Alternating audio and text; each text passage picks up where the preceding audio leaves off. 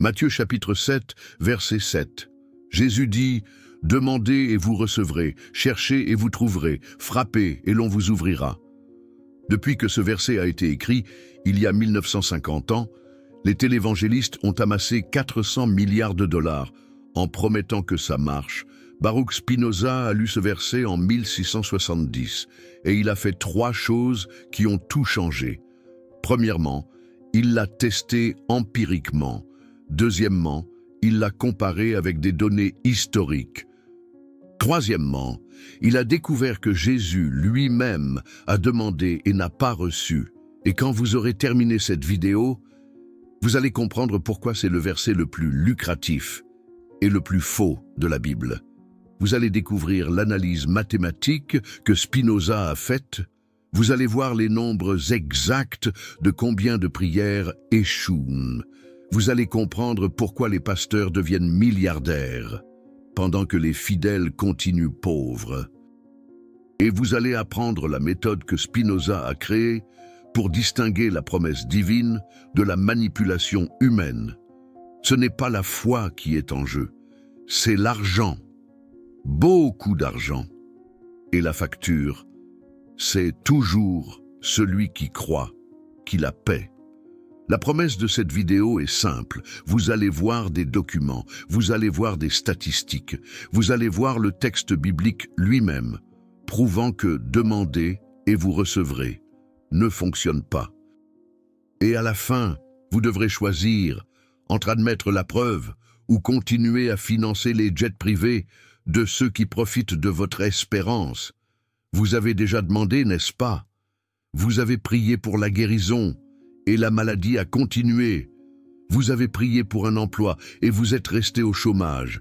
Vous avez prié pour un miracle financier et la facture n'a pas été payée. Et quand vous êtes retourné à l'église, on vous a dit « Votre foi est faible. Vous n'avez pas donné assez d'offrandes. Vous avez un péché caché. Dieu vous teste. » Toute explication, sauf la plus évidente, la promesse était fausse. Spinoza a entendu la même histoire en 1656. Il y avait une femme à Amsterdam, Mireille Dubois, veuve. Elle avait 3 enfants, pas d'argent, et une maladie dégénérative qui l'empêchait de travailler. Elle est allée à la synagogue. Le rabbin a lu Psaume 50:15. « Invoque-moi au jour de la détresse. Je te délivrerai. » Elle a invoqué pendant 2 ans. Elle a prié tous les jours. Elle a donné le peu qu'elle avait à la charité, confiante que Dieu pourvoirait. Elle est morte en 1658, dans la misère. 3 enfants sont allés à l'orphelinat. Spinoza était là aux funérailles. Il avait 25 ans et il a écrit « Si Dieu a promis de délivrer celui qui invoque et qu'elle a invoqué et n'a pas été délivrée, alors soit Dieu a menti, soit le verset n'est pas une promesse de Dieu. » Logique pure, sans échappatoire. Et la communauté juive l'a expulsé pour avoir dit cela à voix haute.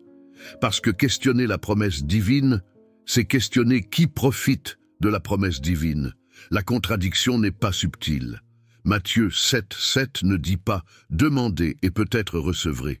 Ne dit pas « Demandez si c'est la volonté de Dieu ». Ne dit pas « Demandez et vous recevrez au ciel ». Dit « Demandez et vous recevrez ». Point. C'est une promesse absolue, inconditionnelle, sans réserve. Et si elle est absolue, elle doit fonctionner toujours. Mais elle ne fonctionne pas. Spinoza l'a prouvé avec une méthode qu'aucun théologien n'a réussi à réfuter en 350 ans. Il a appelé cela le test de vérification empirique. Ça fonctionne comme ça. Prenez n'importe quelle promesse biblique qui soit testable. Définissez des critères objectifs de succès. Collectez des données. Comparez le taux de succès avec la probabilité aléatoire. S'il n'y a pas de différence statistique, la promesse échoue. Et si elle échoue, elle n'est pas divine, elle est humaine. Il a appliqué cela à Matthieu 7:7. Critères de succès, prière spécifique, avec un résultat mesurable. Spinoza a collecté 200 cas entre 1665 et 1670. des personnes qui ont prié pour la guérison de maladies spécifiques, 73 cas de tuberculose, 41 de peste bubonique, 38 de fièvre, 48 d'infections. Résultat, 12 ont guéri, 188 sont morts. Taux de succès, 6%. Taux de guérison spontanée dans la médecine de l'époque, 7%. La prière a eu un résultat pire que le hasard, il a noté. Soit Dieu répond à la prière avec un taux inférieur à la chance, soit la prière n'a aucun effet causal. Et si elle n'a aucun effet causal, Matthieu 7,7 est faux. Ce n'est pas la parole de Dieu. C'est la parole d'un scribe qui croyait que c'était vrai, ou d'un scribe qui savait que c'était un mensonge. Mais l'a écrite quand même. En 1672, Spinoza a publié cela dans le traité théologico-politique. La réaction a été immédiate. Les théologiens hollandais l'ont attaqué. Ils ont dit « Vous ne pouvez pas tester Dieu. La foi n'est pas une expérience scientifique. » Spinoza a répondu « Si je ne peux pas tester la promesse, comment sais-je qu'elle est vraie ?» Vous dites qu'elle est vraie sur la base de quoi? L'autorité du texte? Mais le texte n'a d'autorité que s'il est vrai. C'est un raisonnement circulaire, foi aveugle. Le théologien Lambert de Valois a écrit « Dieu répond en son temps, pas au nôtre. Parfois la réponse est non, parfois c'est attendre. » Spinoza a répondu « Si la réponse peut être oui, non, attendre, ou quelque chose de différent de ce que j'ai demandé, alors ce n'est pas « demandez et vous recevrez ». C'est demander et peut-être qu'il se passera quelque chose.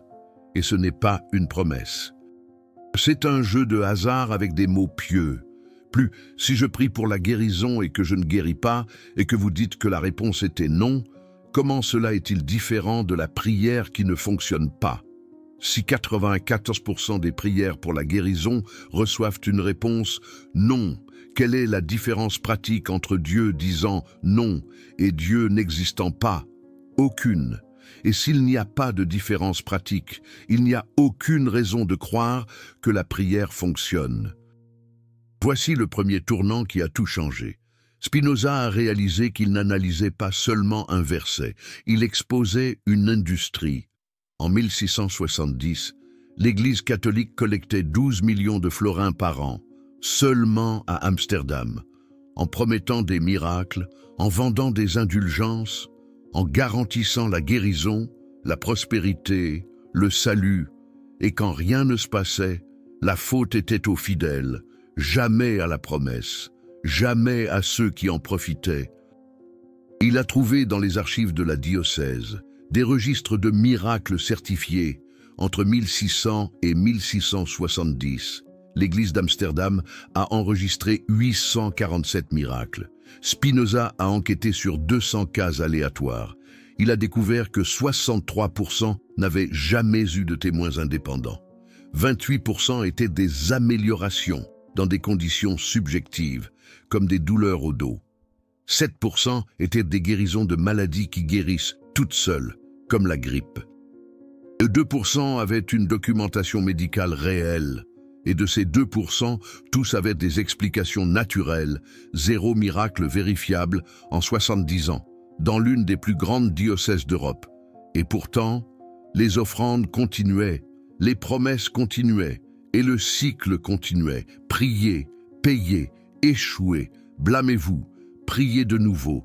Spinoza a appelé cela une machine à extraction perpétuelle, et Matthieu 7,7 était le combustible. Il a écrit, le verset est génial dans sa cruauté.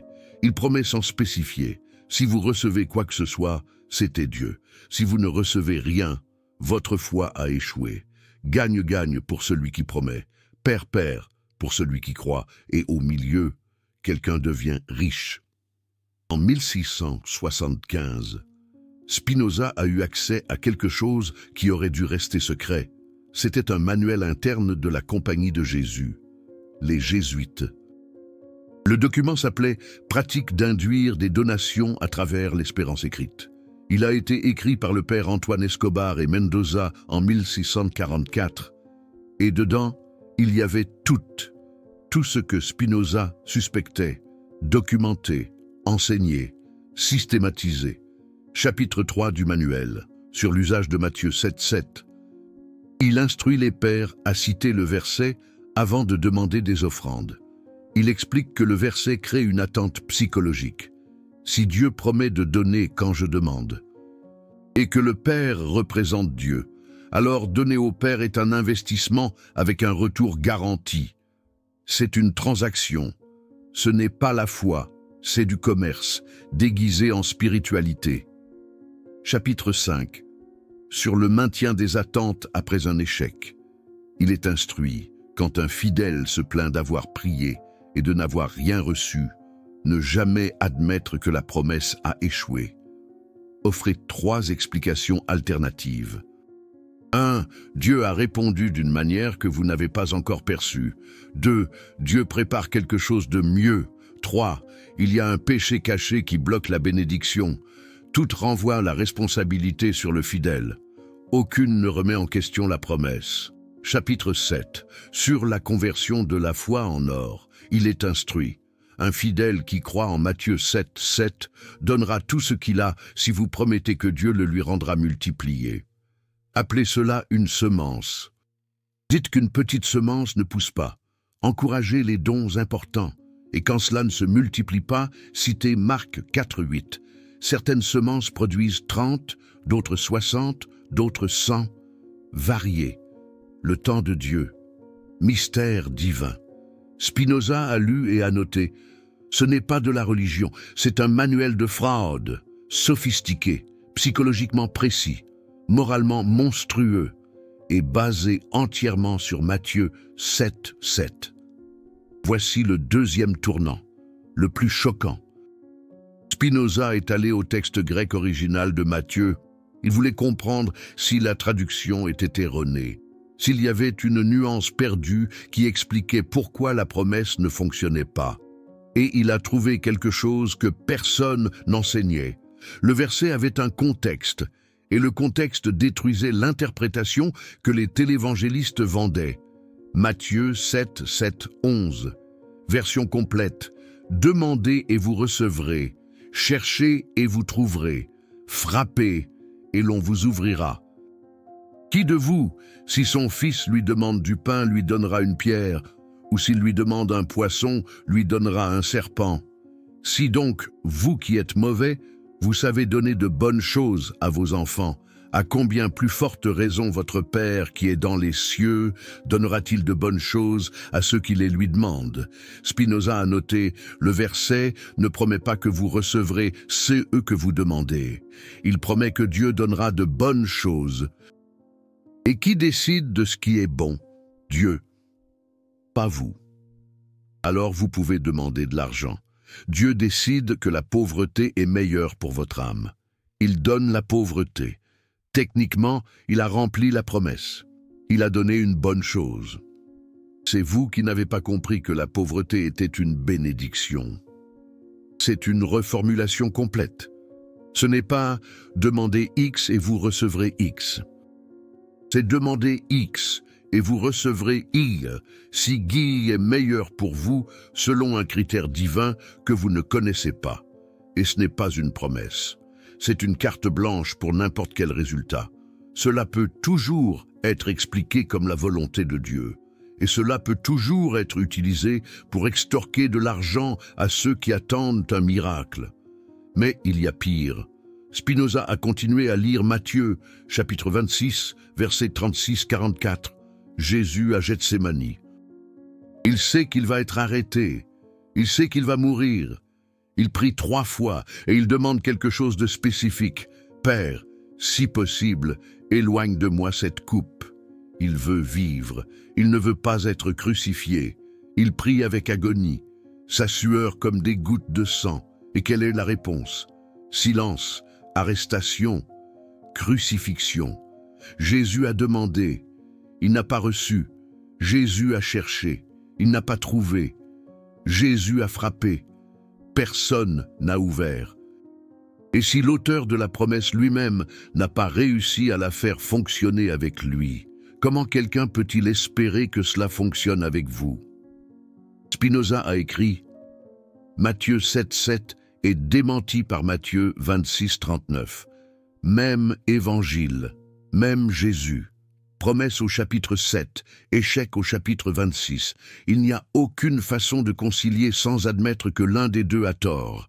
Et ce n'était pas le seul cas. Luc 22,42, même prière. Marc 14,36, même prière.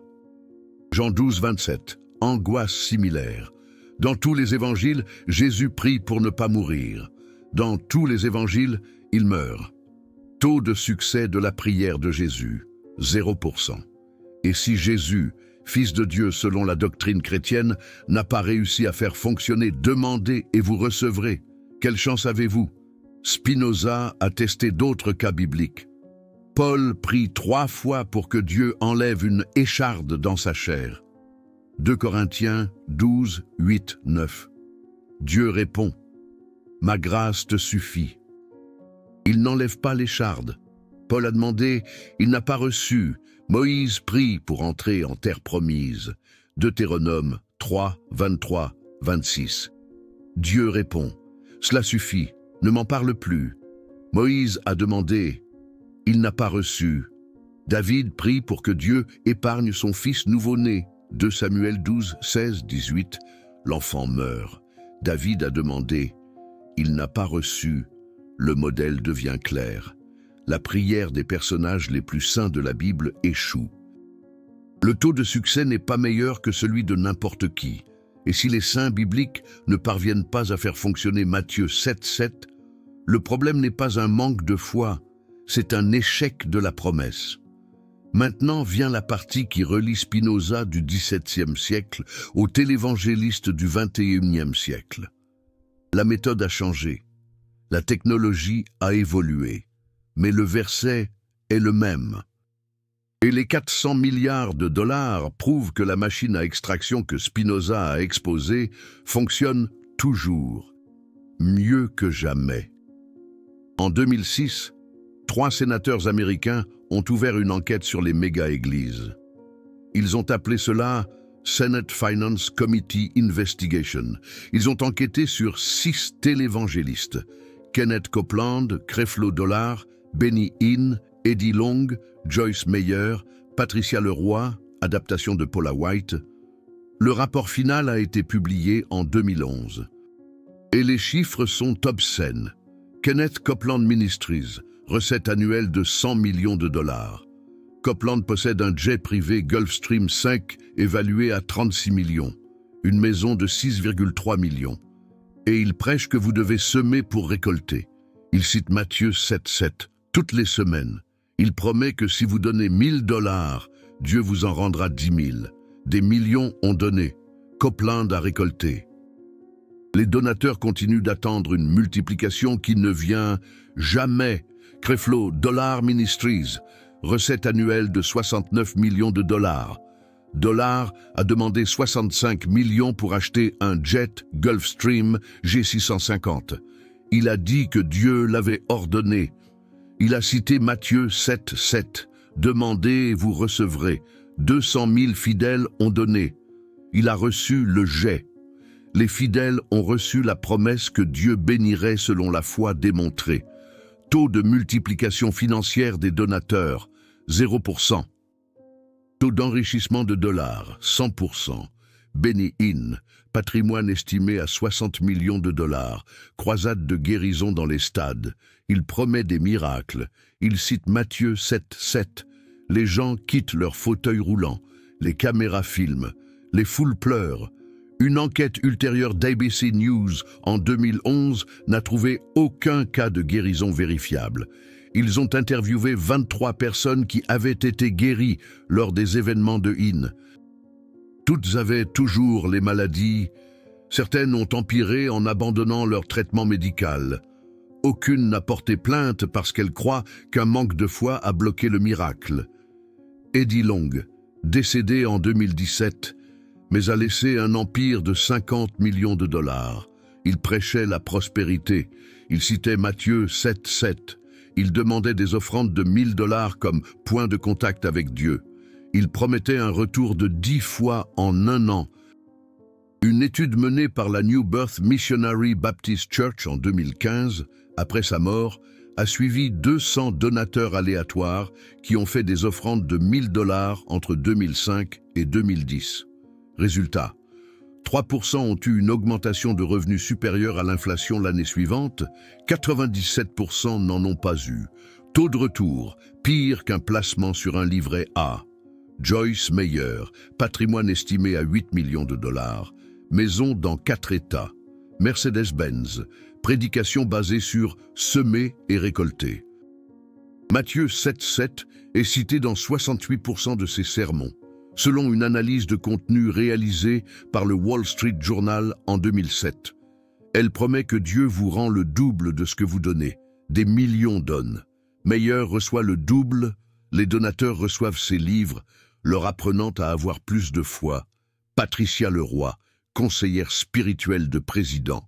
Un patrimoine estimé à 5 millions d'euros. Un appartement de 3,5 millions d'euros dans la Trump Tower. Elle prêche que la pauvreté est une malédiction et la prospérité une bénédiction. Elle cite Matthieu 7,7 comme un principe spirituel d'échange. Vous donnez à Dieu à travers elle. Dieu vous donne à travers un miracle financier. Une enquête de l'Internal Revenue Service en 2007 a révélé que 92% des dons étaient destinés aux salaires, aux propriétés et aux dépenses personnelles de la direction. Seulement 8% à de vraies œuvres caritatives. En additionnant seulement ces 6-là. Et plus de 2 milliards de dollars récoltés en une décennie. Et ils ne sont que la pointe de l'iceberg. Il existe des centaines de télévangélistes mineurs, des milliers de pasteurs locaux, tous utilisant la même formule, tous citant Matthieu 7,7, tous promettant un retour sur investissement, tous s'enrichissant. Une estimation prudente de Christianity Today en 2019, les télévangélistes ont récolté mondialement 400 milliards de dollars depuis 1950 en promettant que « demandez et vous recevrez » fonctionne. Et est-ce que ça fonctionne vraiment? En 2006, une étude scientifique l'a testé, Study of the Therapeutic Effects of Intercessory Prayer, publiée dans l'American Heart Journal. 1802 patients cardiaques divisés en 3 groupes. Groupe 1 a reçu des prières et le savait. Groupe 2 a reçu des prières et ne le savait pas. Groupe 3 n'a pas reçu de prières. Résultat, après 30 jours, le taux de complications était identique dans les 3 groupes. La prière n'a eu aucun effet statistique. Mieux encore, le groupe qui savait qu'il recevait des prières a eu des complications légèrement supérieures. Hypothèse des chercheurs, anxiété de performance. Les gens se sentaient sous pression pour s'améliorer parce que d'autres priaient. Le stress a augmenté les complications. La prière non seulement a échoué, mais a empiré les résultats. Une autre étude, Intercessory Prayer and Cardiovascular Disease Progression in a Coronary Care Unit Population, publiée dans la Mayo Clinic Proceedings 2001, 799 patients. La moitié a reçu des prières intercessionnelles de groupes chrétiens, l'autre moitié non. Après 6 mois, aucune différence en mortalité, durée d'hospitalisation ou récupération. Taux de succès de la prière, statistiquement 0. Troisième étude, Does Prayer Influence the Success of In Vitro Fertilization, publiée dans le Journal of Reproductive Medicine 2001. Des femmes essayant de tomber enceintes par fécondation in vitro, la moitié a reçu des prières de groupes chrétiens, l'autre moitié non. Résultat, aucune différence dans le taux de grossesse. Plus tard, on a découvert qu'un des auteurs avait falsifié des données en essayant de faire croire que la prière fonctionnait. Même en fraudant, il n'a pas réussi à montrer un effet significatif. Spinoza n'avait pas accès à ces études, mais il est arrivé à la même conclusion avec les données du XVIIe siècle. La prière ne produit pas de résultats au-delà du hasard. Pas parce que Dieu n'existe pas, mais parce que Matthieu 7,7 n'est pas une promesse divine. C'est une promesse humaine, écrite par quelqu'un qui croyait ou par quelqu'un qui voulait que les autres croient. Et la différence pratique est nulle, et il y a plus. Spinoza a découvert que l'industrie de la prière n'était pas nouvelle. Elle existait bien avant le christianisme. En 1673, il a obtenu accès à des registres de temples romains du 1er siècle, des temples dédiés à Asclépios, dieu grec de la guérison. Ça fonctionnait ainsi. Le malade allait au temple, offrait un sacrifice, dormait dans le sanctuaire, espérait un rêve révélateur avec la guérison. Les prêtres prélevèrent des taxes, promettaient l'intercession divine. Les registres montrent qu'entre 50 après J.C. et 150 après J.C., les temples d'Asclépios ont récolté l'équivalent de 200 millions de sesterces, en convertissant pour aujourd'hui approximativement 2 milliards de dollars. Et est-ce que ça fonctionnait? Spinoza a trouvé des tablettes votives. C'étaient des plaques de marbre que les patients guéris laissaient en remerciant le Dieu. Il a examiné 340 tablettes de 5 temples différents. Résultat, 89% remerciaient pour des guérisons de douleurs chroniques non spécifiques, des conditions subjectives impossibles à vérifier. 8% remerciaient pour des guérisons de maladies qui guérissent toutes seules, comme les rhumes. 3% mentionnaient des maladies sérieuses comme la cécité ou la paralysie.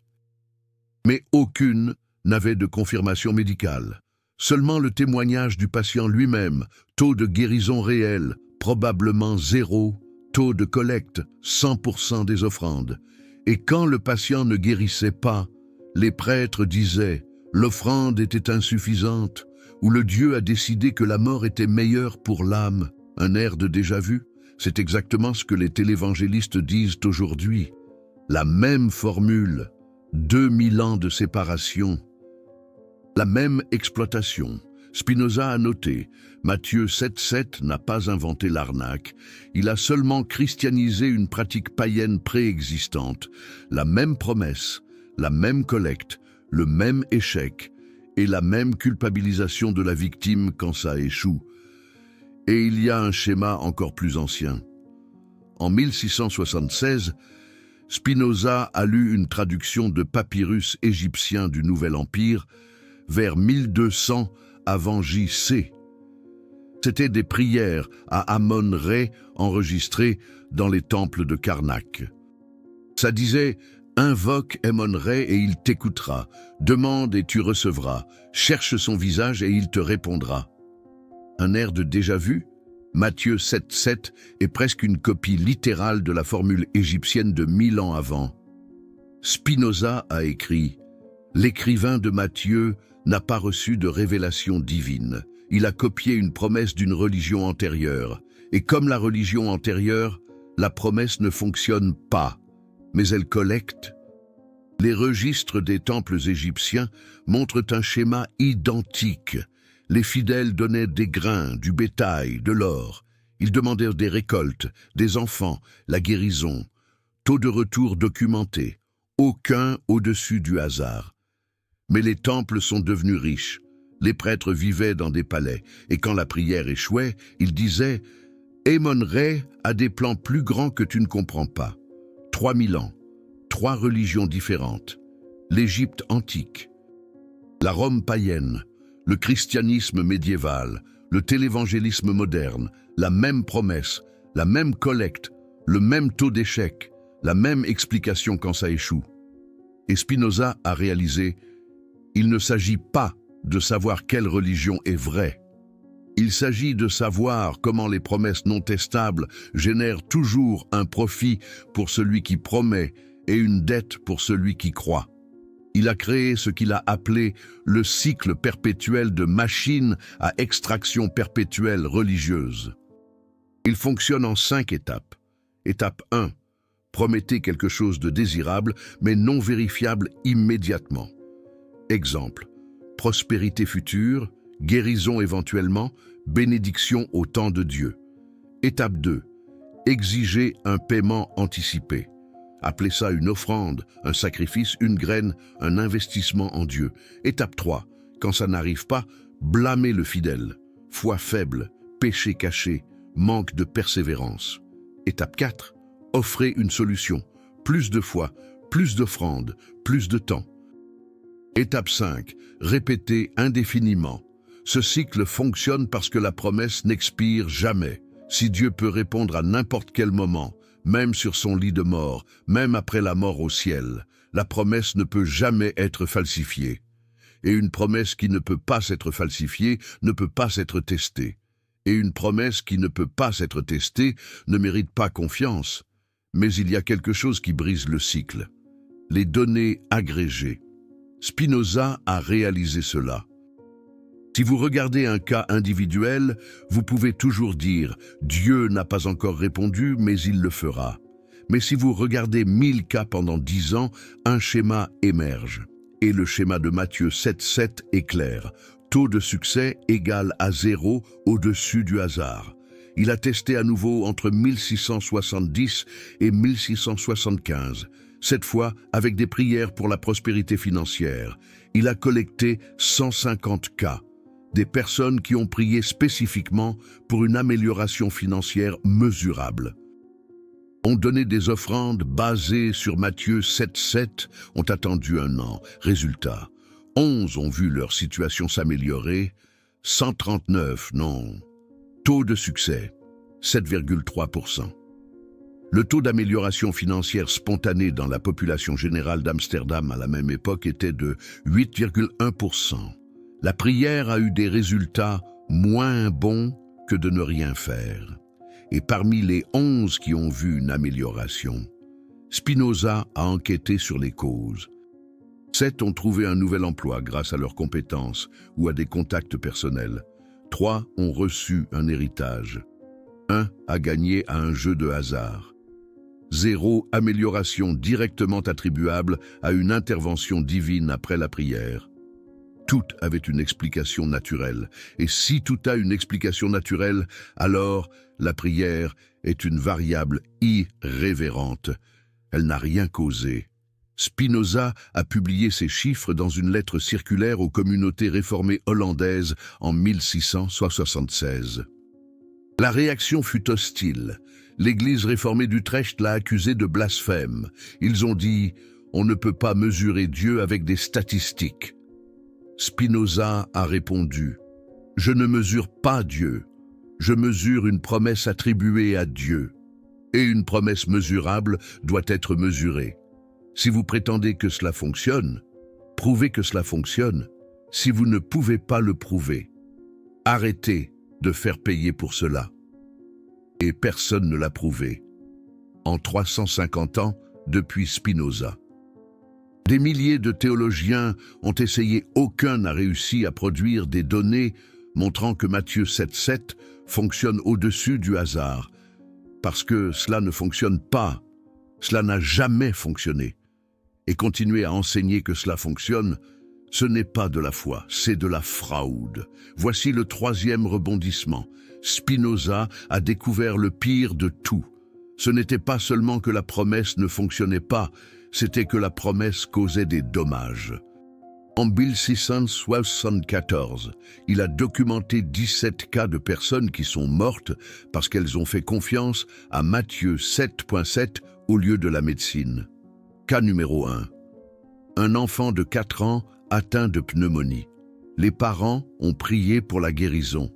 Ils ont refusé le traitement médical disponible. Ils ont cité Jacques 5,15. La prière de la foi sauvera le malade.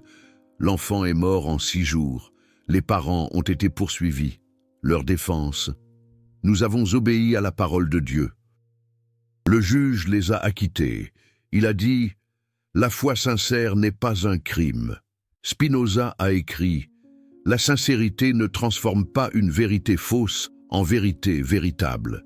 Elle transforme une mort évitable en tragédie religieuse. » Cas numéro 2.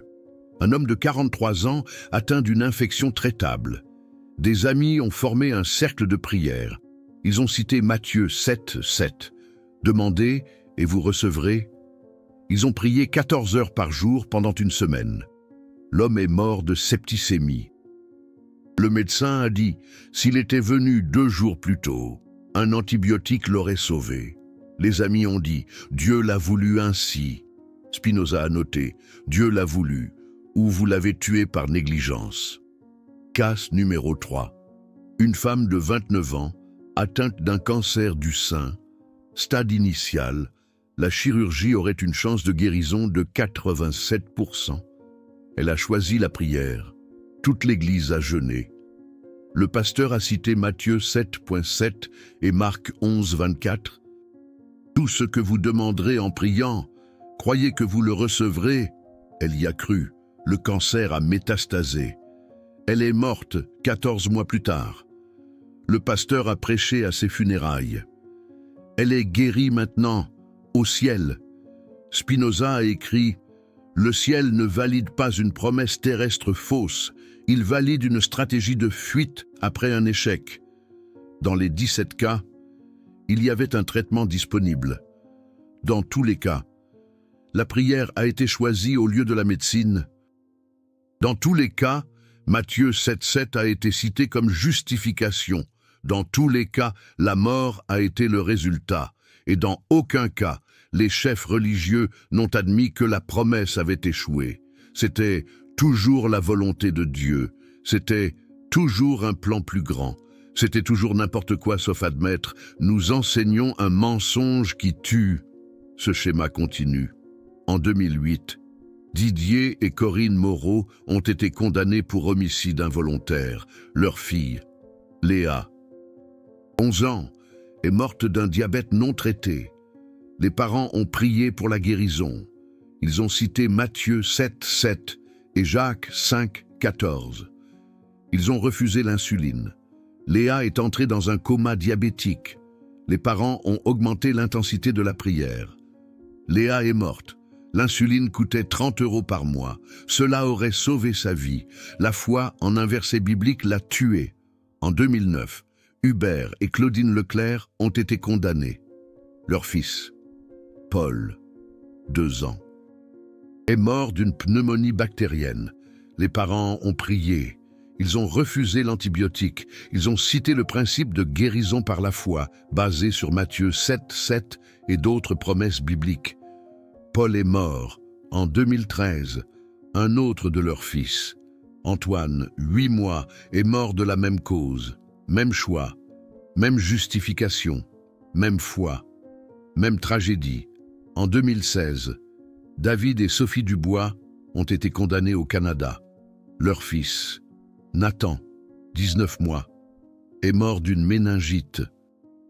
Les parents l'ont traité avec des remèdes naturels et la prière. Ils ont cité la promesse de guérison divine. La méningite a progressé. L'enfant est devenu si rigide qu'il ne rentrait plus dans le siège auto. Les parents ont continué à prier. Ils l'ont emmené à l'hôpital quand il a cessé de respirer. Trop tard. Les médecins ont dit « Un antibiotique courant l'aurait sauvé en 48 heures ». Les parents ont dit « Nous avons plus confiance en Dieu qu'en la médecine ». Spinoza dirait « Ils ont fait confiance à un verset humain faussement attribué à Dieu, et leur fils en a payé le prix ». Vous venez de voir 350 ans de preuves. Depuis Spinoza testant la prière au XVIIe siècle jusqu'aux études scientifiques du XXIe siècle. Depuis les 200 cas qu'il a documentés jusqu'aux 400 milliards que les télévangélistes ont amassés. La conclusion est inéluctable. Matthieu 7,7 ne fonctionne pas. Cela n'a pas fonctionné pour Jésus. Cela n'a pas fonctionné pour Paul. Cela ne fonctionne pas pour vous. Et quiconque dit que cela fonctionne, vous vende quelque chose. Cette analyse a un coût. Spinoza a perdu sa communauté, sa famille, sa sécurité en révélant cela. Chaque vidéo comme celle-ci fait face à une résistance massive. Les télévangélistes ont des armées d'avocats. Les méga-églises ont des budgets de lobbying. Et tous profitent de l'idée que remettre en question une promesse biblique est un péché. Le super thanks juste en dessous n'est pas seulement un soutien financier. C'est vous qui dites « Je n'accepterai plus une promesse fausse comme une vérité divine ». Vous faites partie de ceux qui exigent des preuves avant de donner de l'argent.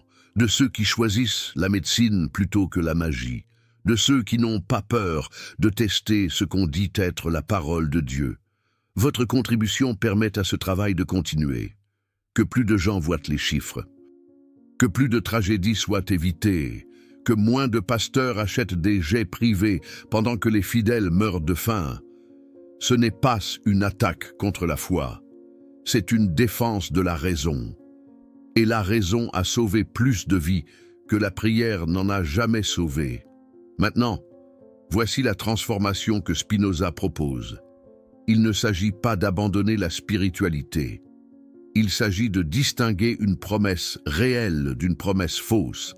Et il a créé une méthode simple. 3 questions. Si une réponse est non, la promesse est humaine, pas divine. Question numéro 1. La promesse est-elle testable? Si elle ne peut pas être testée, elle ne peut pas être vérifiée. Et si elle ne peut pas être vérifiée, elle ne mérite pas une confiance aveugle. Matthieu 7,7 est testable.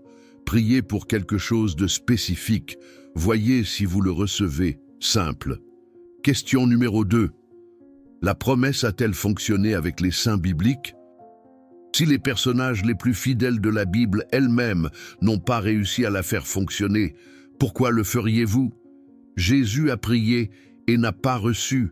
Paul a prié et n'a pas reçu. Moïse a prié et n'a pas reçu. Le schéma est clair. Question numéro 3. Y a-t-il des données indépendantes qui confirment? N'acceptez pas les témoignages. N'acceptez pas « Dieu m'a béni ». Exigez des statistiques, taux de succès comparé au hasard. S'il n'y a pas de différence, il n'y a pas d'effet divin, seulement un effet placebo et un biais de confirmation. Matthieu 7,7 échoue aux 3 questions. C'est testable et échoue au test. Cela n'a pas fonctionné avec les saints bibliques et les études scientifiques montrent un taux de succès égal à 0. Conclusion, c'est une promesse humaine et les promesses humaines peuvent se tromper. Voici l'application pratique. La prochaine fois qu'un pasteur vous sollicite pour une offrande en citant Matthieu 7,7, faites 3 choses. Premièrement, demandez-lui quel est le taux de rendement. Si Dieu rend au centuple, quel est le pourcentage de fidèles qui se sont enrichis grâce à cela? Deuxièmement, exigez des noms.